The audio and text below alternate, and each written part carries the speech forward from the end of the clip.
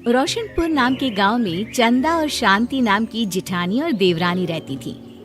चंदा का पति बहुत पैसे वाला था। उनके पास किसी भी चीज की कोई कमी नहीं थी और उसके विपरीत शांति का पति बहुत ही गरीब और नशेड़ी था। शांति चंदा के घर में काम करके अपना घर चलाती थी। भाभी, घर पर खाने के लिए कुछ भी नहीं है। अगर आप थोड़ा खाना दे पाए तो बहुत मेहरबानी होगी। मुझे जो भी पैसे मिलते हैं वो तो आपके देवर नशे में उड़ा देते हैं। ये तुम लोगों का ना रोज रोज का ड्रामा हो गया है। अब देवर जी कमाते नहीं है तो मैं क्या करूं? तुम्हारा पति तो तुम्हारी सारी कमाई दारू में उड़ा देता है। रहने दो भूखा उसे। अरे ऐसे मत बोलिए भाभी, आप तो जानती ही हैं कि वो मन के कितने साफ हैं, पर इस बेरोजगारी के कारण उन्हें दारू पीने की लत लग गई है। अरे अपना ये रोना गाना बाद में कर लेना, पहले काम निपटा ले घर का। मेरा और टाइम खराब ना कर। जा गेहूं पीस ले, फिर तुझे कपड़े भी धोने हैं। शांति रसोई घर में जाकर गेहूं पीसने लगती है। पीसते पीसते कुछ गेहूं वहां कपड़ों में गिर जाते हैं, जिसे देखकर उसके दिमाग में एक आइडिया आता है।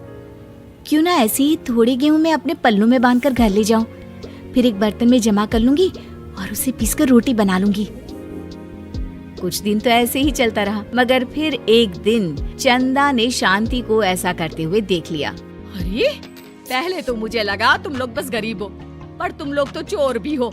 चोरनी कहीं की। मुझे तो लगता था तू गेहूं पिसती है, पर तू तो अपने पल्लू में गेहूं छुपा कर ले जाती है। निकल मेरे घर से।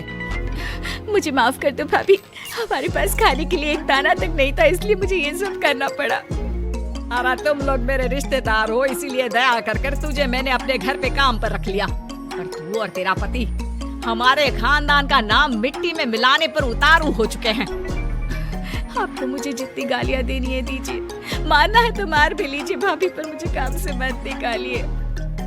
परिवार की बात है, वरना कोई और ऐसा काम करता ना तो धक्के मार कर कब से घर का बाहर निकाल दिया होता।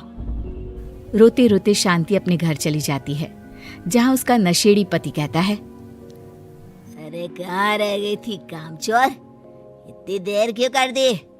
आज पैसे लाई कि आज भी खाली हाथ वापस आ गई है? अपने हाथ दिखा। जरूर पैसे छुपा लिए ताकि मैं दारू ना पी पाऊं।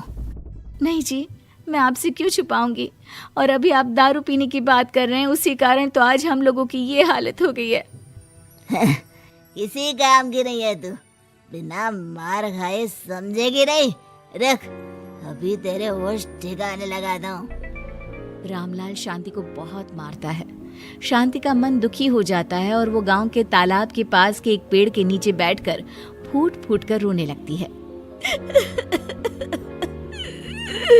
मैंने कभी किसी का बुरा नहीं किया, फिर भी भगवान मेरे साथ ऐसा क्यों कर रहा है? मैं तो रामलाल जी की फिक्र करती हूँ, फिर भी उन्होंने मुझे इतना मारा। तभी उसे एक आवाज सुनाई देती है, रोने की कोई जरूरत नहीं है बेटी, चिंता क्यों करती हो? ये आवाज कहाँ से आ रही है? शांति अपने आसपास देखती है, उसे कोई नहीं दिखता। वो ऊपर देखती है, जहाँ उसे एक छोटी सी परी दिखती है। आप कौन है? आप तो कोई परी लगती है। हाँ बेटी, मैं इसी पेड़ पर रहती हूँ। मैंने तुम्हारी सारी बात सुनी। अब तुम्हें फिक्र करने की कोई जरूरत नहीं। अपनी आंखें बंद करो। शांति आंखें बंद करती है और जादुई परी अपनी छड़ी घुमाती है। उसकी छड़ी घुमाते ही पेड़ के सारे पत्ते सुनहरे रंग के हो जाते हैं। परी उनमें से एक पत्ता तोड़ लेती है और फिर से अपनी छड़ी घुमाती है, जिसके कारण सारे पत्ते पहले की तरह साधारण से दिखने लगते हैं। आंखें खोलो बेटा।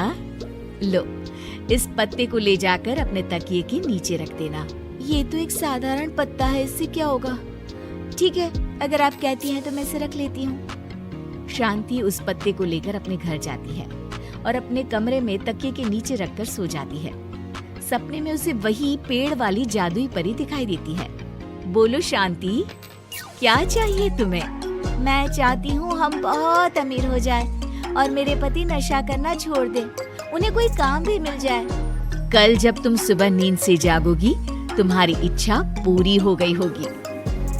अगली सुबह शांति नींद से जागती है। अपने आसपास का नजारा देखकर चौंक जाती है। उसके बिस्तर पर चारों तरफ सोने चांदी रखे हुए थे। हे भगवान, कहीं मैं सपना तो नहीं देख रही?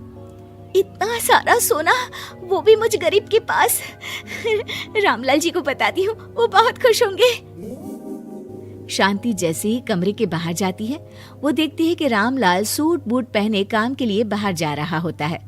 मुझे शहर में एक नौकरी मिल गई है शांति, मुझे आने में देर हो जाएगी, घर का ध्यान रखना। और इस तरह शांति बहुत अच्छा जीवन बिताने लगती है।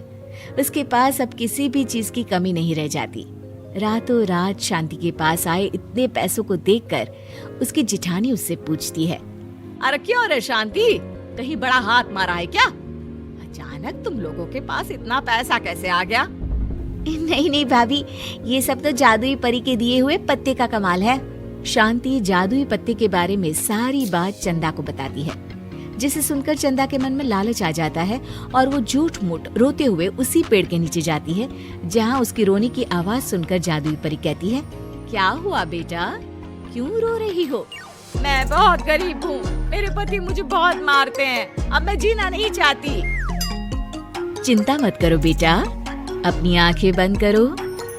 जादुई परी चंदा को भी उसी पेड़ का एक पत्ता देती है और तकिए के नीचे रखने को कहती है। चंदा उस पत्ते को लाकर अपने तकिए के नीचे रख लेती है और अगली सुबह जब उठती है तो उसके कमरे में चारों तरफ सांप बिच्छू रहते हैं।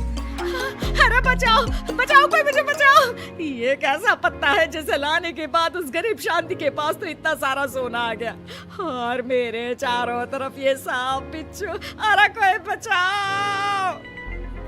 चंदा अपनी जान बचाती हुई शांति के पास जाती है। चलिए भाभी, मुझे लगता है आपके घर में सांप बिच्छू को बस जादुई परी ही हटा सकती है। दोनों मिलकर जादुई परी के पास जाते हैं। ये सब तुम्हारे बुरे इरादों का नतीजा है चंदा। तुम झूठ मूठ बस पैसे के लालच के कारण यहाँ आकर रो रही थी, इसीलिए तुम्हें जादुई पत्ते ने उसकी सजा दी। अरे मुझे माफ कर दीजिए जादुई परी, मेरे मन में लालच आ गया था। अरे शांति, तुम भी मुझे माफ कर दो, मैंने तुम्हारे साथ बहुत गलत किया है, फिर भी तुम मेरी मदद के लिए आई। चंदा को अपनी गलती का एहसास हो जाता है, इसलिए जादुई परी उसके घर से सारे सांप बिच्छू को गायब कर देती है। चंदा और शांति आपस में मिलजुल कर रहने लगती हैं।